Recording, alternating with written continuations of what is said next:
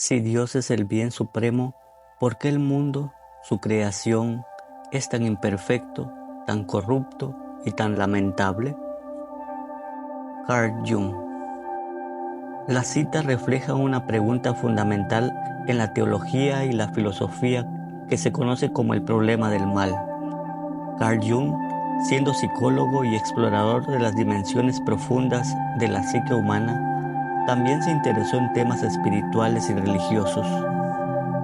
A lo largo de la historia, diferentes tradiciones y pensadores han abordado esta cuestión de diversas maneras.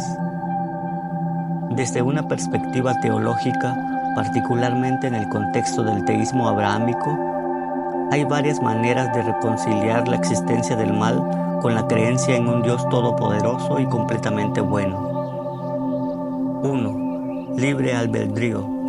Una explicación común es que Dios otorgó a los seres humanos libertad de elección. El libre albedrío permite a las personas elegir entre el bien y el mal, y esta capacidad de elección es esencial para que el amor y la bondad sean genuinos. Sin embargo, la libertad de elección también conlleva la posibilidad de elegir el mal. 2. Crecimiento y desarrollo. Otra perspectiva sugiere que las dificultades y el sufrimiento pueden ser medios para el crecimiento espiritual y moral de los individuos. En este enfoque, las pruebas y los retos de la vida son oportunidades para desarrollar virtudes como la paciencia, la compasión y la fortaleza. 3. Consecuencia del pecado. En algunas corrientes teológicas se señala que el mal y la imperfección en el mundo son el resultado del pecado original y de las acciones pecaminosas continuas de la humanidad, lo que distorsiona y corrompe la creación de Dios. 4. Limitaciones de la perspectiva humana. Algunos argumentan que la perspectiva limitada de los seres humanos no les permite comprender completamente los planes y propósitos divinos.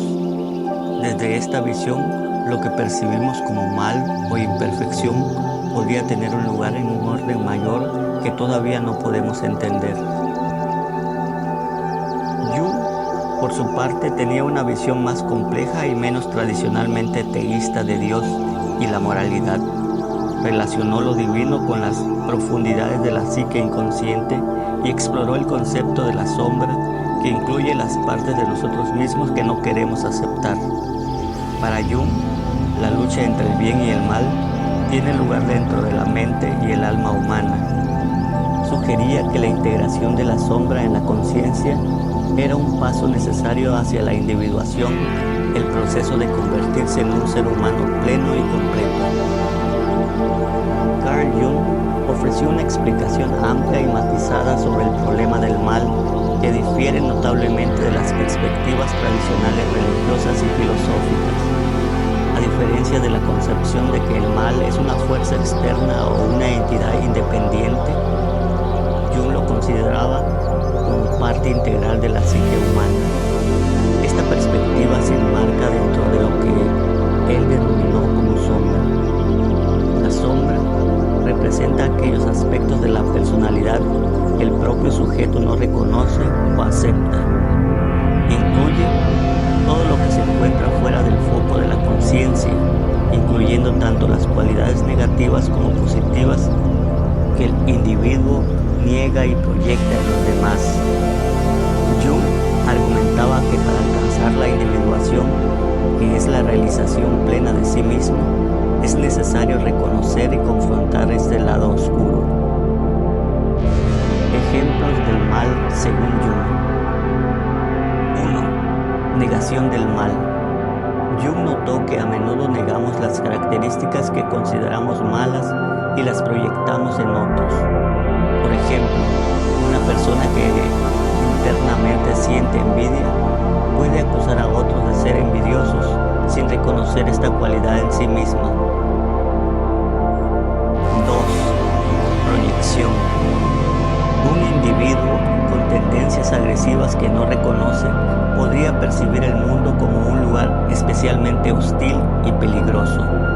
Esta percepción está alimentada por la proyección de su propia agresividad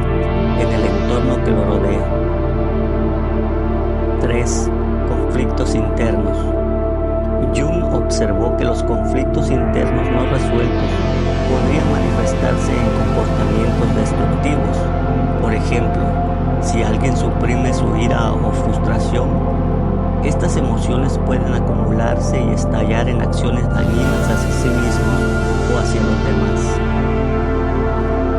Para Jung, la confrontación con la sombra es crucial. Él creía que al reconocer y aceptar estos aspectos indeseables, un individuo podía alcanzar una mayor integridad y equilibrio psicológico. Esta integración de la sombra es lo que Jung denominaba el proceso de individuación, llevando al individuo hacia un estado de ser por sí mismo, un núcleo más unificado y completo de la personalidad. La confrontación con el mal, desde el punto de vista de Jung, implica entonces una honestidad psicológica profunda y el coraje para enfrentar y transformar los aspectos oscuros de nuestra personalidad. Esta visión de Jung sobre el mal destaca la responsabilidad individual en la manifestación y resolución del mal en uno mismo y en la sociedad.